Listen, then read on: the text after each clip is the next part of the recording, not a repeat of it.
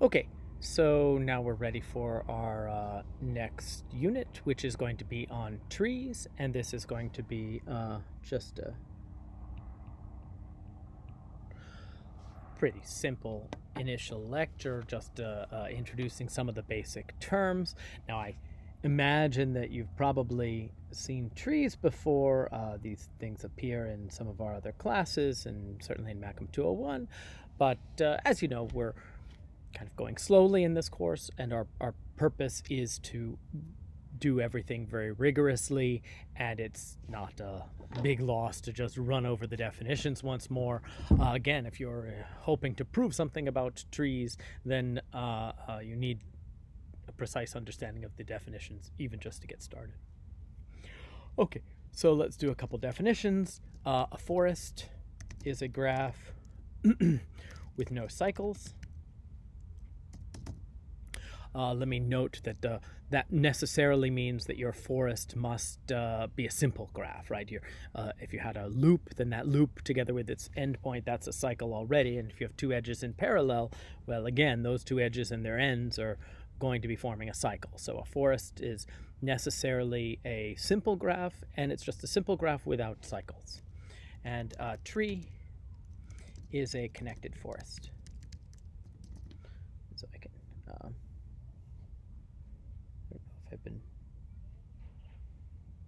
I think I may alternate between bolding them and italicizing them in this operation, but whatever. Okay, so we've seen these kinds of things before.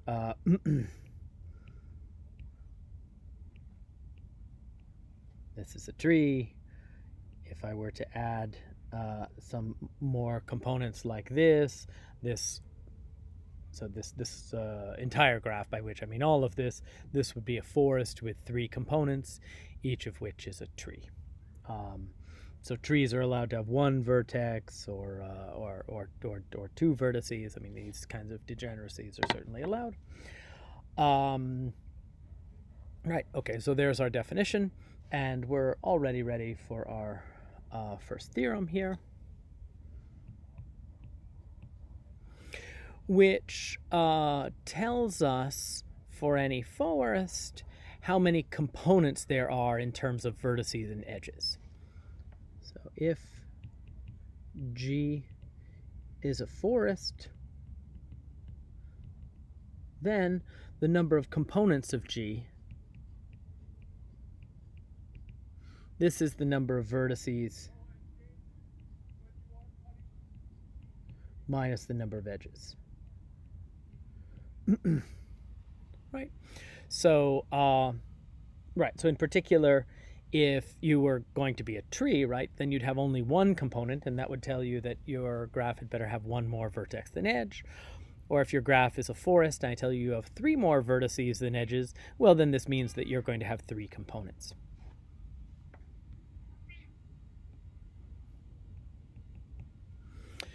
The proof of this is pretty straightforward. We're going to go by induction on the number of edges.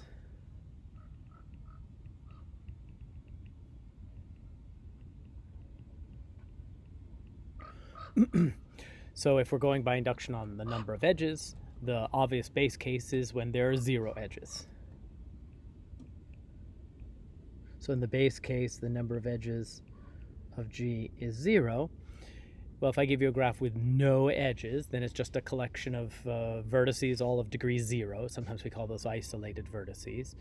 And each such vertex is going to be a component. So here, every vertex is a component.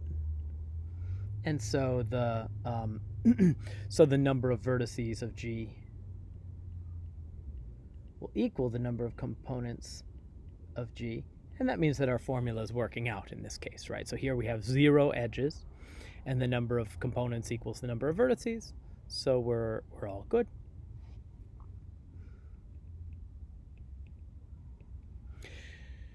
Now for our inductive step, we're doing an induction. We're ranking all of our graphs under consideration in terms of number of edges. Our base case handled all those graphs with 0 edges. For our inductive step, we know we're not in the base case anymore, so we know we have at least one edge.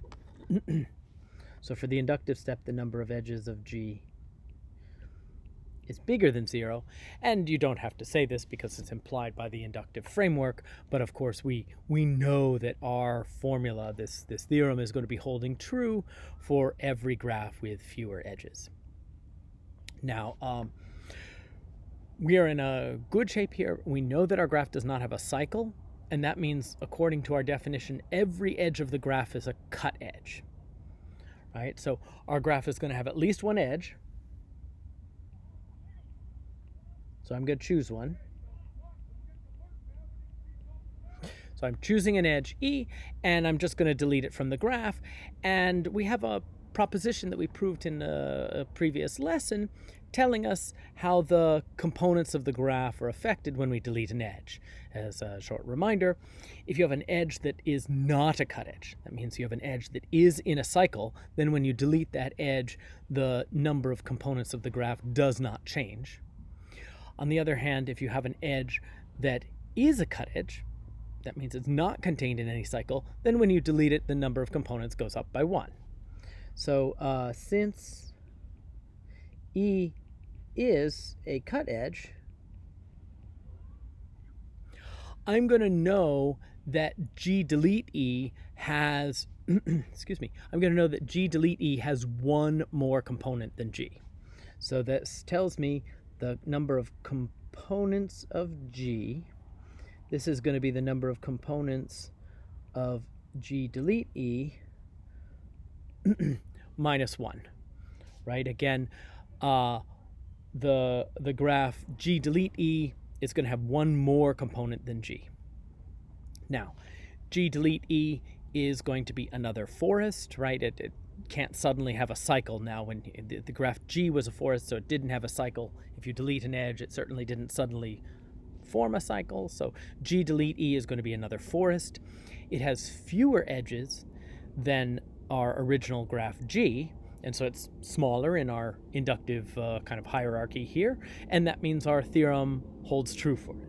So this means that the number of components of G delete E is going to be the number of vertices, and maybe I'll be a little pedantic here, but this is the number of vertices of G delete E minus the number of edges of G delete E minus 1. And again, let me just emphasize, this step going from here to here, this is by induction. Again, this is because we know that our new graph G delete E is one edge smaller than the original graph G, so our formula holds true for it. Therefore, we can apply it. So there we are, and now there's just a teeny bit of bookkeeping to do to finish the thing off. Of course, the number of vertices of G delete E is the same as the number of vertices of G. G and G delete E have exactly the same vertex set. On the other hand, the graph G delete E has one fewer edge than the graph G, of course, because we just deleted one edge.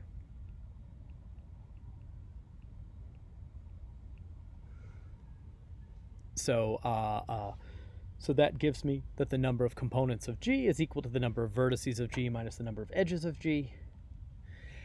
And that's what we wanted to prove.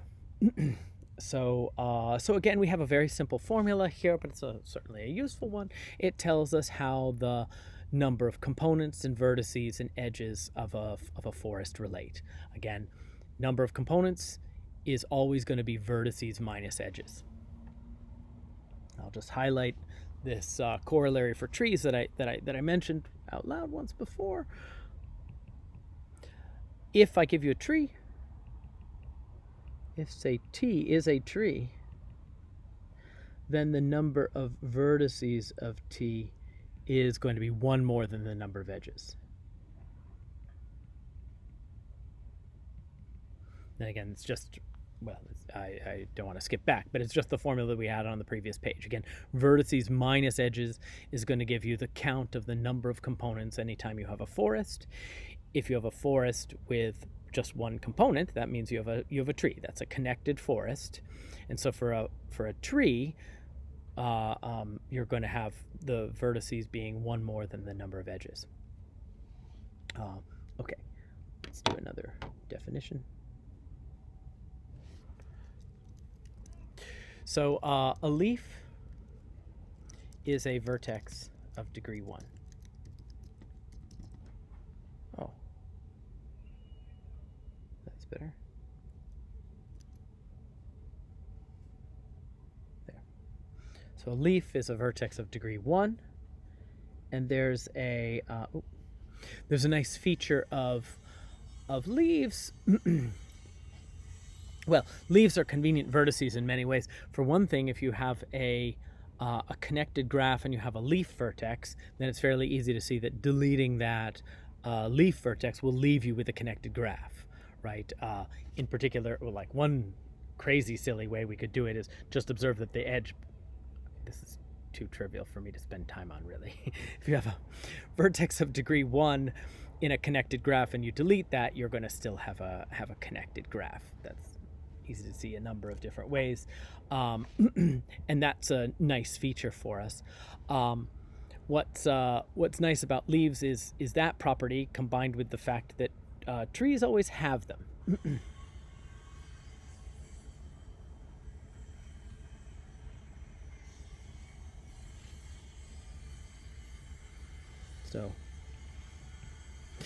So if you have a tree with at least 2 vertices,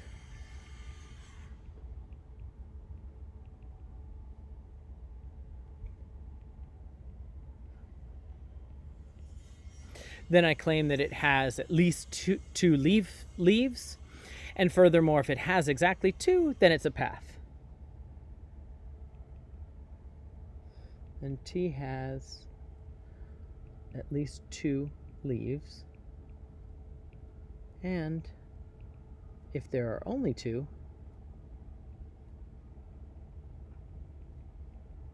then T is a path.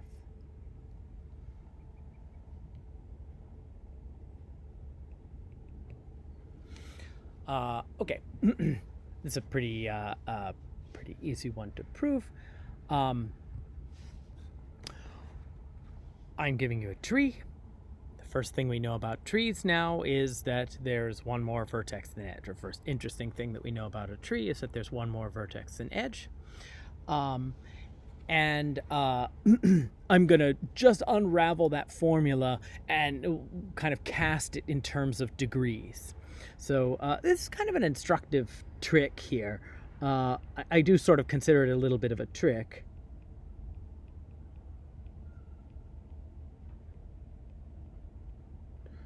But it's a trick that's sometimes useful, so maybe worth seeing a couple times. So I just told you that the number of vertices in our tree T is going to be 1 more than the number of edges. So that means vertices minus edges equals 1, and I've just multiplied that through by 2 here to get started. So 2 equals twice the vertices minus twice the edges. But now you remember what the what twice the edges, twice the number of edges is, right? Twice the number of edges of the graph, that's equal to the sum of the degrees. So I could rewrite this whole thing as, let me in fact just do it, let me do this all sort of in one swell swoop. This is going to be a sum over all vertices V of 2 minus the degree of the vertex V, right? And let's just understand why that's true.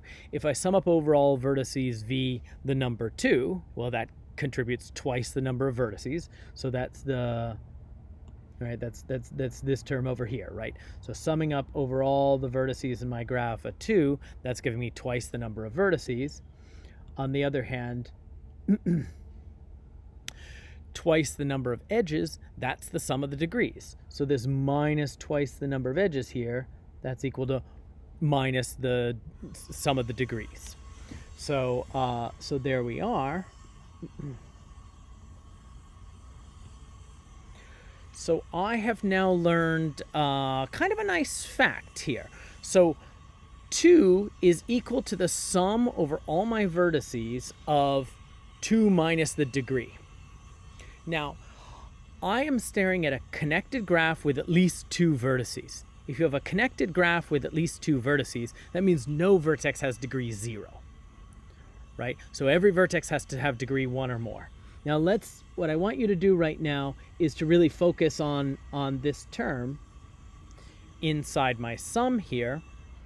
So again, I've just told you that every vertex has a positive degree. The degree of a vertex could be 1 or 2 or 3 or 4 or 5, but or something higher, but it can't be 0 and it can't go negative, obviously. So if you have a vertex of degree 1, that's contributing a 1 to our sum, right? That's going to be contributing a 1 because I'm adding up 2 minus the degree. If you have a vertex of degree 2, it's making no contribution to this. If you have a vertex of degree 3, it's making a contribution of -1. A vertex of degree 4 would make a contribution of -2, and so on and so on. If you have vertices of higher and higher degrees, their contribution is further and further negative, right? Their contribution is getting smaller and smaller and smaller. Now, I know when I add all these things up, I get a 2, so I'm adding up a whole bunch of integers here. The largest ones I can see are 1s, and at the end of the day, when I've added them all up, I'm getting the number 2. Well, then you better have added at least 2 1s, and that means that you have to have at least 2 leaf vertices in the tree.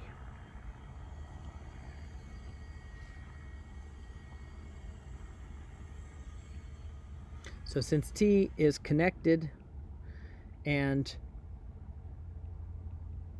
the number of vertices of T is at least 2, all vertices have degree bigger than 0. And this just tells us right away, so all these vertices have to have degree bigger than 0.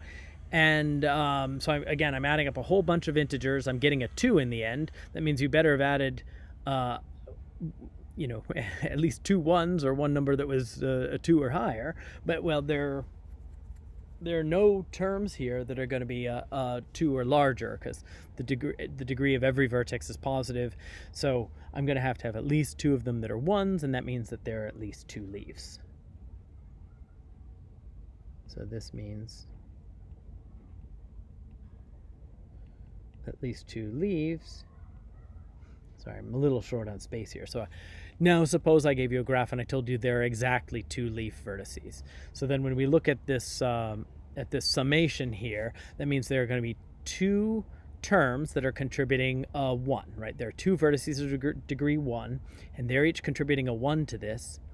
Now, if I add up 2 1s and a whole bunch of other numbers, and I'm hoping to get a 2, well, the rest of those numbers have to add up to 0, but you're not allowed to add any more 1s here. I'm now assuming that there are only 2 leaves in my whole tree. So that means there are only 2 1s, and I'm supposed to be, when I take the sum at the end of the day, I'm supposed to get a 2. Well, that means you can only have 1s and 2s. I'd be down to a graph that has only 1s and 2s. So further, if they're exactly 2 leaves, then all other vertices are degree 2. And now what can this graph look like? Well, you have 2 vertices of degree 1. Every other vertex is degree 2. But by assumption, I have a graph that's connected, right? A tree is a connected graph. So that means there's a path between the 2 vertices of degree 2. Sorry, the 2 vertices of degree 1. So my tree is going to contain a path between those two vertices of degree 1. And let's think about that path. Well, that path already has degree 1 at those 2 leaves. It has degree 2 everywhere else. And that means, I have found a subgraph of my original graph, but the degrees in the subgraph are the same as the degrees in the original graph. So that means this would have to be a component of the original graph, that path between the 2 leaves. But of course, the original graph was a connected one, so it has to therefore be the entire graph. So if there are exactly 2 other leaves, all other vertices have degree 2, and this implies T is a path. Okay. So that's said a little bit more carefully in the notes. Let me hop ahead and do one more theorem here. If oh, this is an easy one. If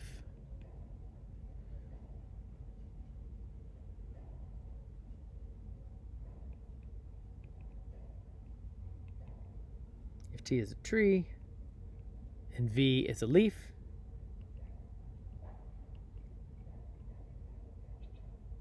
then T minus V is another tree.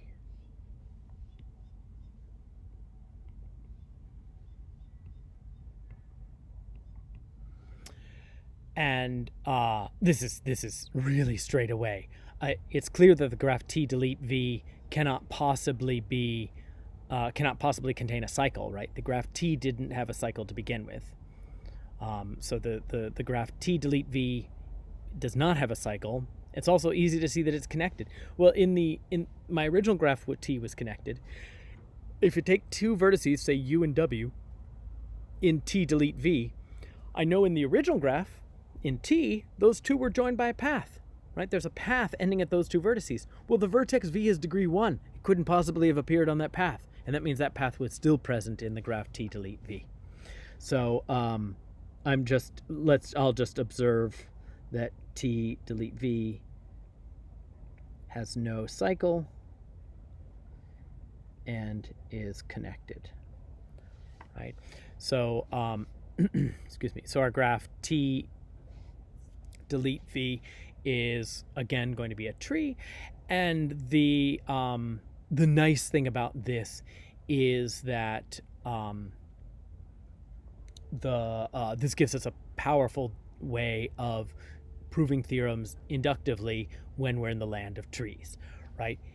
If I give you a tree and you can take any leaf vertex and delete it, and you have another tree. So if you're trying to prove some theorem about trees, a really good way to try to do it is consider deleting a leaf vertex and going by induction.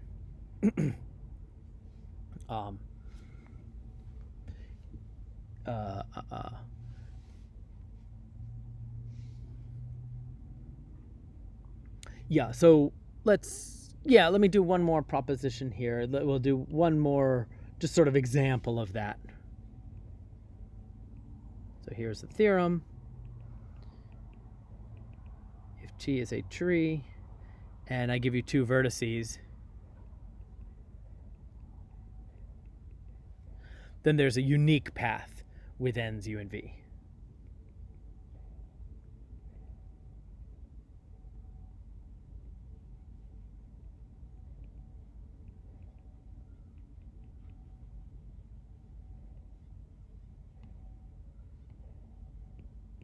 Right. This is not a deep statement or a difficult one, but it is sort of exhibiting this how we can use this induction on trees by deleting leaves, and it gives us a very simple and straightforward inductive proof. So here's our proof. We'll just split into cases. So we'll go by induction.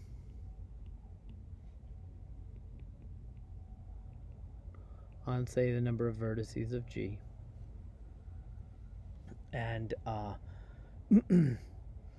let's say it's trivial if U and for a one vertex tree. If there's a one vertex tree, then U and V are equal.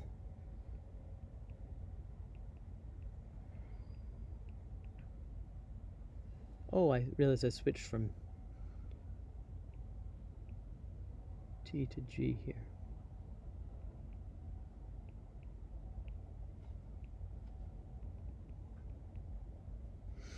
So now I'm on to the inductive step. So what's happening with my inductive step? Well, I'm going to consider the possibility that there is a leaf vertex of the graph other than U and V. So I'm going to split into two cases here. First, suppose there's a leaf W that's not equal to U or V. Now, I'm just going to say this and wave my hands a little bit. There's a better proof in the notes. But so I've got a leaf vertex W. It's not U or V. Let's delete the leaf vertex W. That gives me a new smaller tree. I know that in that new smaller tree, there's a unique path. There's exactly one path with ends U and V. Now, because that vertex W is a leaf vertex, there is no path from U to V that goes through the vertex W, right? W cannot appear in the middle of a path from U to V. And that means that the paths with ends U and V in the original graph are the same as those after deleting the leaf vertex W. And so by induction, there's a unique one, and that's what I'm trying to prove. So if there's a leaf vertex W that's not one of U or V, then, I'll just say apply induction to T delete W.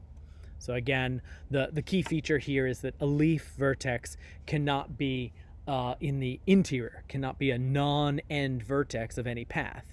So the paths with ends U and V in the original graph are precisely the paths in T delete the vertex W with ends U and V. So we're not changing the paths between U and V when we delete that leaf vertex W, and so then we just win by induction, right? So then by induction, T delete W has a unique path joining U and V, and that's the only one that existed in the original, and so we're done. The remaining cases where you don't have that, but where you don't have that, well, now I have a graph that's a tree that has exactly two leaves. One is U and one is V. That means the whole graph is just a path with ends U and V. And then I'm done. Else T is a path with ends U and V. And that completes the proof. So so what we're seeing here, again, is basically, we've introduced trees, but we've seen a really nice way of proving things on them as well. So we know that trees always have, or trees with at least two vertices always have at least two leaves. A tree with exactly two leaves is going to be a path between those two degree 1 vertices. And we know that if you have a tree and you delete a leaf, then you get another tree. And that's providing us a nice avenue to prove things by induction on trees. And we'll see some more of that in our next lesson.